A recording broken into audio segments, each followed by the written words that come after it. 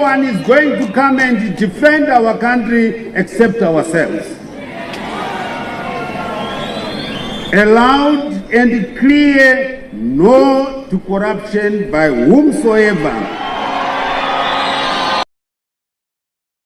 Welshman Ncube's CCC Backtracks on September Congress. The 24th of August 2025, the Welshman Ncube-led Citizens Coalition for Change, CCC, has shelved plans to hold its elective Congress in September, despite earlier resolutions by the party's leadership to convene the gathering this year. In May, party spokesperson Willias Madzimur had announced that the National Executive Committee, NEC, resolved to hold the Congress in September 2025, with branch, constituency, and provincial meetings to precede the main event in line with the party's constitution. However, in an interview this week, CCC presidential spokesperson Kuron Chiwai said the opposition outfit was now prioritizing preparations for the 2028 national elections instead of sticking to the Congress timetable. We are lubricating the party machine ahead of our big game in 2028. Ncube is working on strengthening party structures before releasing the Congress program. The owners of the party will soon convene to elect a new leadership,